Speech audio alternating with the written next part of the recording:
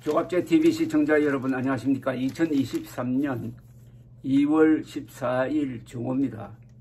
오늘 조선일보 문화면을 보다가 아주 의미 있는 제목을 하나 발견을 했습니다. 무조건 반일은 NO, 항일 영화 줄줄이 흥행 부진,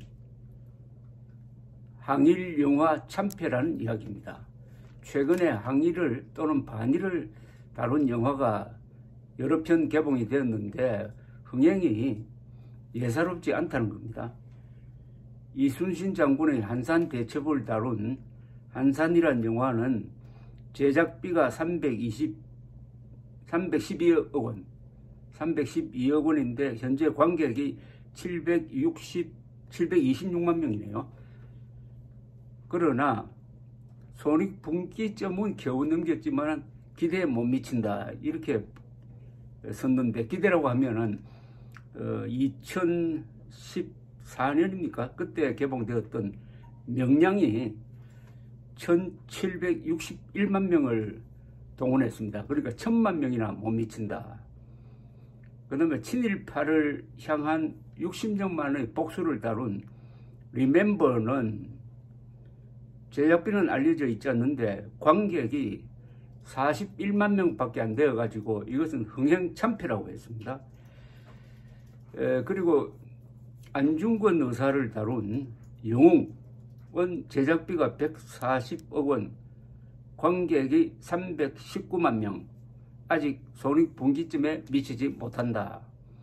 그다음에 유령, 조선 총독 암살 작전을 다룬 건데 제작비가 137억 원인데 관객은 65만 명밖에 되지 않아가지고 이거는 흥행 참패를 예고를 하고 있다. 반일 영화 참패, 제목을 뽑으면은 이렇게 되겠습니다. 자, 왜 이렇게 됐느냐 하는 이유를 여러 전문가들이 지금 설명하고 있는데, 이제는 항일이라고 해서 반일이라고 해서 무조건 관객을 동원할 수 있는 그런 시대는 지났다는 겁니다. 우선 세대가 바뀌어가지고 지금 극장에 주로 들어오는 사람이 20대, 30대인데 이 영화를 만드는 사람들은 40대, 50대라서 한 20년간의 어떻게 보면은 세대 차이가 존재한다는 거죠. 40대, 50대가 가지고 있는 운동권적 시각과 20대, 30대는 다르다는 겁니다. 20대, 30대는 이제 우리가 일본하고 맞짱 뜨는 입장이 되었는데 왜 일본을 무조건 싫어하고 무조건 반대해야 되느냐? 영화는 우선 재미가 있어야 된다. 민족주의로 영화 보는 건 아니다. 재미가 있어야 된다. 이런 생각을 가지고 있다고 합니다. 그러니까 영화를 잘 만들어야지 반일 또는 항일을 프리미엄으로 생각하면은 연전연패한다는 이야기인데요. 반면에 일본 애니메이션 영화 더 퍼스트 슬램 덩크는 이게 지금 놀랄만한 성적을 거두고 있다고 합니다. 3주 연속 박스 오피스 1위를 달리면서 벌써 300만 관객을 동원하고 있다고 합니다. 이건 30년 전 원작 만화의 추억을 가진 팬들이 극장으로 몰려가고 있습니다. 한 메이저 배급사 임원은 요즘 관객은 특정 국가의 상품과 서비스를 무조건적으로 배척하지 않고 효용 가치에 따라서 소비를 하는 시대다. 과거에는 남녀노소 모두 즐길 수 있는 안정적 소재와 주제, 국뽕과 신파에 대한 관대함이 있었지만 코로나 이후 그 성공 방정식은 깨졌다고 했습니다.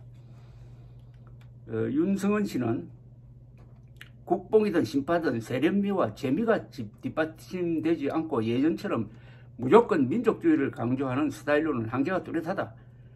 영화 제작을 결정하고 투자하는 사람 대부분이 나이가 많고 시장의 변화를 잘 모르는 것 같다고 했습니다. 기성세대가 자기 반성과 함께 젊은 세대와 소통하며 더 참신하고 매력적인 소재를 발굴해야 한다는 이야기입니다. 요즘 젊은 관객은 과거에 얽매이지 않는다면서 이 조선일보 박동규 기자는 의미심장한 문장으로 끝을 내고 있습니다. 영감님의 영광의 시대는 언제였죠? 난 지금입니다. 라는 슬램덩크 속 강백호의 명대사처럼 현재를 살자는 말이라고 했습니다. 이제 과거를 묻지 마세요 하는 시대가 됐다는 거죠. 영감님, 현재를 삽시다. 너무 일제시대 이야기로 우리를 과거에 묶어놓지 말기 바랍니다 하는 젊은 사람들이 점잖은 충고가 이런 영화 흥행의 이변으로 나타났다고 보여집니다. 우리나라 사람들이 사실은 일본을 싫어하지 않습니다. 몸으로는 일본을 좋아해요. 연간 코로나 사태 전에는 연간 일본에 여행하는 사람들이 700만 명이나 됐습니다. 700만 명. 그러나 한국으로 들어오는 일본 사람들은 그 반도 안 됐습니다. 그것만 보면은 한국 사람들이 일본을 더 좋아한다. 일본이 한국을 좋아하는 것보다 한국 사람들이 일본을 더 좋아한다는 게 되겠는데, 요사이 코로나 이 해금령 이후에 일본 여행객이 또 부쩍 늘었습니다. 한국과 일본과의 이 인적 교류를 보면은 요사이 과거의 얽매인 반일, 항일 영화가 먹혀들지 않을 것 같았는데, 그래도 이게 언론이 반일, 항일 영화 나오면은 그 영화보다도 훨씬 더 포장을 잘 해가지고 막 선동을 합니다. 그러면 들어가죠. 또 그때 시국과 또 그때 정권이 어느 쪽으로 움직이느냐에 따라서. 근데 지금 그런 시대가 지났다는 이야기입니다. 한국과 일본이 이제 실용적으로, 사무적으로 상대를 있는 그대로 보기 시작했다. 그게 영화에서 나타난다는 이야기죠. 저는 영웅, 한산, 뭐 이런 제목만 보고도 걱정해 가지 않습니다. 왜 안 가느냐? 스테레오타이프라는 거죠. 뻔하지 않느냐? 이순신을 영웅으로 만들었을 거고 과장을 해가지고 안중근 의사는 있는 그대로 보여줘도 이분이 영웅인데 여기에다가 또 어떤 화장을 했을까 하는 그런 생각 때문에 안 갑니다. 그런데 이 명량이라는 영화는 보았지만은 대단히 실망을 했습니다. 그 명량은 완전히 과장입니다. 거기 제일 웃기는 장면이 이순신이 칼을 잡고 갑판 위에 올라온 외병과 칼싸움을 하는 장면입니다. 아니 세상에 저 사단장이 소총을 들고 싸우는 수가 있습니까? 그러면 그건 적다는 이야기 아닙니까?